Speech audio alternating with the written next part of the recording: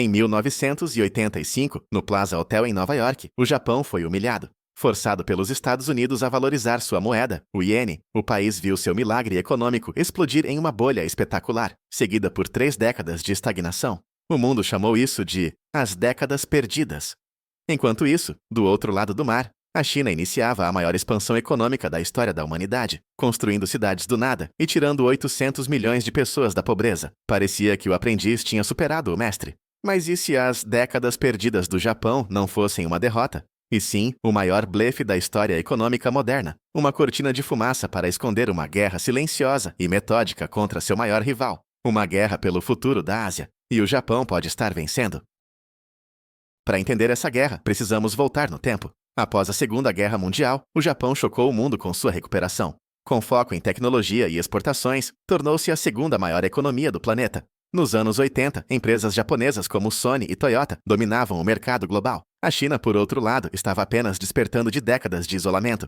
Vendo o sucesso de seu vizinho, Pequim buscou a ajuda de Tóquio. Durante anos, o Japão foi o maior investidor e fornecedor de tecnologia para a China. Engenheiros japoneses ensinaram os chineses a construir fábricas. Bilhões de ienes em ajuda e investimentos fluíram, ajudando a criar a base para o futuro milagre chinês. Era uma relação de mestre e aprendiz, mas toda amizade tem um limite, especialmente quando o aprendiz se torna grande demais, rápido demais e ambicioso demais.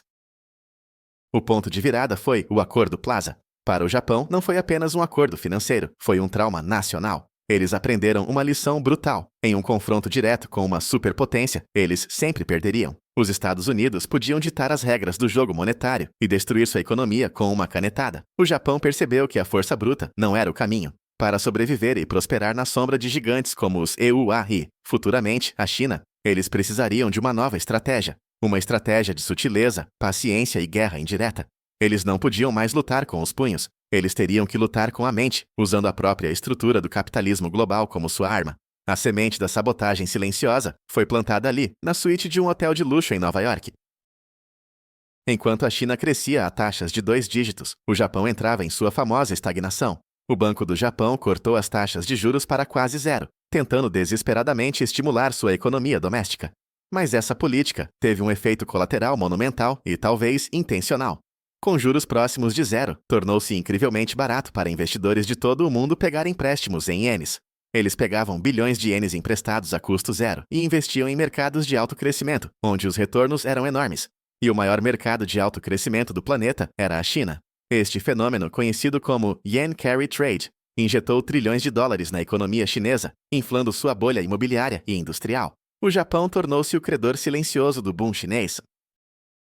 Essa estratégia era genial em sua simplicidade e brutal em sua eficácia. A China pensava que seu crescimento era impulsionado por sua própria força e pela demanda global. Em parte era, mas uma porção significativa desse capital era, na verdade, um veneno disfarçado de remédio, fornecido por seu rival. O Japão detinha o controle da torneira. Se as taxas de juros japonesas subissem, ou se os investidores globais decidissem repatriar seus lucros e pagar seus empréstimos em ienes, o fluxo de capital para a China secaria instantaneamente. Pior, ele se reverteria, causando uma saída massiva de capital, que poderia quebrar o sistema financeiro chinês. A China estava construindo seu império sobre uma fundação de areia movediça, e o Japão tinha o mapa das areias. Pense nisso como uma corda no pescoço. Enquanto a China se movia na direção que o Japão queria, a corda permanecia frouxa. Mas se a China se tornasse muito agressiva, muito expansionista, o Japão poderia, sutilmente, apertar essa corda. Não através de exércitos ou sanções, mas através de pequenas mudanças na política monetária do Banco do Japão. Uma alta de 0,25% nos juros poderia desencadear um pânico global e retirar centenas de bilhões de dólares da China em questão de semanas. Era o poder de veto econômico. O Japão não precisava mais de um exército para conter a China. Ele tinha o iene, a arma mais silenciosa e poderosa de seu arsenal. Uma arma que a China nem sabia que estava apontada para sua cabeça. Mas o plano japonês ia além do dinheiro. A segunda frente de batalha era a tecnologia. Nos primeiros dias, o Japão transferiu tecnologia de baixo e médio nível para a China, ajudando-a a se tornar a fábrica do mundo. Isso beneficiava as empresas japonesas, que podiam terceirizar a produção barata. No entanto, quando a China lançou seu ambicioso plano Made in China 2025, com o objetivo de dominar indústrias de alta tecnologia, como semicondutores, robótica e inteligência artificial. Tóquio viu um sinal vermelho. O aprendiz não queria mais apenas montar produtos, ele queria inventá-los. E isso era uma ameaça existencial ao modelo econômico do Japão, baseado na exportação de tecnologia de ponta.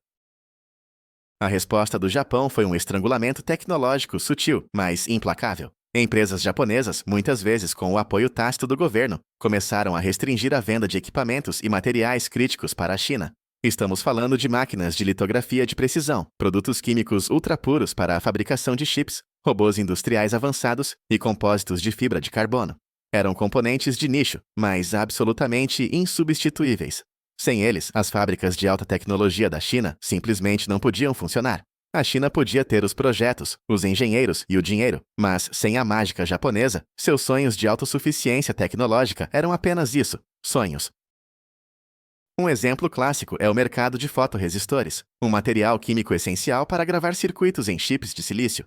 As empresas japonesas controlam mais de 90% do mercado global deste produto. Sem ele, você não pode fabricar semicondutores avançados. A China tentou por anos desenvolver sua própria versão, mas a química envolvida é extremamente complexa. Ao controlar esses pontos de estrangulamento, choke points, na cadeia de suprimentos global, o Japão garantiu que não importa o quão grande a China se tornasse, ela sempre permaneceria dependente.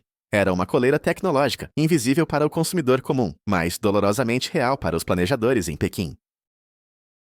Essa estratégia era uma forma de guerra assimétrica. A China tinha um exército maior, uma população maior e uma economia nominalmente maior. Mas o Japão tinha algo mais valioso: o controle sobre os átomos e as moléculas que compõem a economia moderna. Eles não precisavam competir em escala, eles competiam em precisão. Era como um lutador de sumô enfrentando um mestre de artes marciais. O sumô tem a força bruta, mas o mestre sabe exatamente onde estão os pontos de pressão. E o Japão pressionou esses pontos repetidamente, retardando o avanço tecnológico da China e mantendo sua própria vantagem competitiva por mais uma década. A terceira frente desta guerra silenciosa foi travada não na China, mas ao redor dela. Enquanto o mundo estava hipnotizado pelo crescimento chinês, o Japão executava silenciosamente o que ficou conhecido como a estratégia China Plus One. O conceito era simples: nunca coloque todos os seus ovos na mesma cesta. As empresas japonesas, com forte incentivo do governo, começaram a diversificar massivamente seus investimentos para fora da China, focando no Sudeste Asiático. Países como Vietnã, Tailândia, Indonésia e Filipinas receberam centenas de bilhões de dólares em investimentos japoneses. Novas fábricas foram construídas, portos foram modernizados e ferrovias foram financiadas, tudo com dinheiro japonês. E isso não era apenas uma decisão de negócios, era uma manobra geopolítica de mestre. Ao construir uma cadeia de suprimentos alternativa, o Japão estava minando a posição da China como a única fábrica do mundo. Oferecia ao resto do globo uma opção. Se os custos na China subissem, se a política se tornasse instável, ou se uma guerra comercial eclodisse, as empresas globais agora tinham uma alternativa viável, construída e financiada pelo Japão. Era uma rede de segurança econômica que reduzia a dependência mundial da China e, por consequência, o poder de barganha de Pequim. O Japão estava efetivamente construindo um muro de contenção econômico ao redor de seu rival. Essa estratégia também competia diretamente com a principal iniciativa de política externa da China, a Belt and Road Initiative, ou Nova Rota da Seda. Enquanto a China oferecia empréstimos para projetos de infraestrutura, muitas vezes com condições controversas que levavam ao endividamento, o Japão oferecia o que chamava de investimento em infraestrutura de qualidade. Eram projetos com padrões mais elevados, mais transparentes e com foco na sustentabilidade a longo prazo. O Japão se posicionou como o parceiro confiável e de alta qualidade, em contraste com o rolo compressor chinês, muitas vezes visto como predatório. Foi uma batalha por corações e mentes, ou melhor, por portos e rodovias na Ásia. O resultado foi a criação de uma Ásia de duas velocidades. De um lado, a China, com sua economia massiva, mas cada vez mais isolada e dependente de si mesma. Do outro, uma rede de nações do Sudeste Asiático, integradas na economia global, com infraestrutura moderna e tecnologia de ponta, tudo sustentado pelo capital e know-how japonês. O Japão não tentou parar o trem chinês, isso seria impossível. Em vez disso, ele construiu uma linha férrea paralela, mais moderna, mais rápida e mais confiável, e convidou o resto do mundo a embarcar. A contenção não foi por confronto, mas por competição e criação de alternativas. Finalmente, chegamos à arma mais devastadora e paciente de todas: a bomba relógio demográfica e imobiliária. Tendo passado por sua própria bolha imobiliária catastrófica nos anos 90, o Japão entendia a anatomia de um colapso financeiro melhor do que ninguém. Eles viveram o ciclo completo: o boom alimentado por crédito fácil, a euforia especulativa, o estouro da bolha, o colapso dos bancos e as décadas de deflação e estagnação que se seguiram. Eles não apenas viveram isso, eles estudaram, dissecaram e escreveram um manual sobre como uma economia moderna comete suicídio financeiro. E eles viram a China cometer exatamente os mesmos erros, mas em uma escala 100 vezes maior. A tese mais sombria e a mais controversa é que o Japão não apenas observou, mas ativamente incentivou a bolha chinesa. Através do Yen Carry Trade e de complexas estruturas financeiras offshore, o capital japonês ajudou a alimentar o frenesi imobiliário na China. Eles sabiam que um mercado imobiliário que sobe parabolicamente, desconectado dos fundamentos econômicos, é insustentável. Eles sabiam que a dívida massiva acumulada por incorporadoras como a Evergrande acabaria por implodir. Eles sabiam que uma população que envelhece rapidamente antes de ficar rica, um espelho da própria crise demográfica do Japão, não conseguiria sustentar o consumo necessário para manter a economia girando. A China, em sua arrogância, acreditava ser diferente. Acreditava que o controle estatal sobre o sistema financeiro a tornava imune a um colapso no estilo japonês. Mas as leis da economia são como as leis da física. Elas podem ser ignoradas por um tempo, mas não podem ser quebradas. O que estamos vendo hoje, com a crise imobiliária chinesa, cidades fantasma, desemprego juvenil recorde e crescimento em desaceleração, não é uma surpresa para os formuladores de políticas em Tóquio. É o final previsível de um roteiro que eles mesmos escreveram 30 anos atrás, com o próprio sangue econômico. É a vingança do mestre servida fria e com uma paciência de décadas. Esta não é uma teoria da conspiração comum, é uma leitura estratégica das ações e dos resultados. O Japão nunca declarou guerra à China, pelo contrário, publicamente sempre pregou a cooperação e a parceria. Mas as ações falam mais alto que as palavras. As políticas monetárias, as restrições tecnológicas, os investimentos estratégicos no Sudeste Asiático e a profunda compreensão das bolhas de ativos apontam para uma estratégia coordenada e de longo prazo.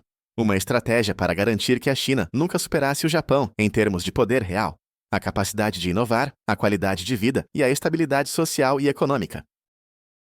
Pense no antigo jogo de Go, o jogo de tabuleiro preferido dos estrategistas asiáticos. O objetivo não é capturar as peças do oponente diretamente, como no xadrez. O objetivo é cercar o território, controlar os pontos estratégicos e limitar as opções do adversário até que ele sufoque sob seu próprio peso.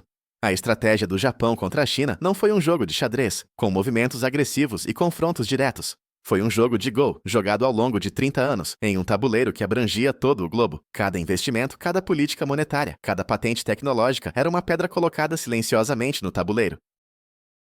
E hoje, estamos vendo o resultado desse jogo. A China está cercada. Está cercada por uma crise de dívida interna, por um bloqueio tecnológico externo, por uma demografia em colapso e por uma cadeia de suprimentos global que está ativamente se afastando dela. O gigante parece exausto, preso em uma armadilha que ele mesmo ajudou a construir, financiada, em grande parte, pelo dinheiro barato de seu rival. O Japão, por outro lado, está vivendo uma renascença silenciosa. Sua bolsa de valores atingiu máximas de 34 anos, o investimento estrangeiro está jorrando e suas empresas estão na vanguarda da próxima revolução tecnológica.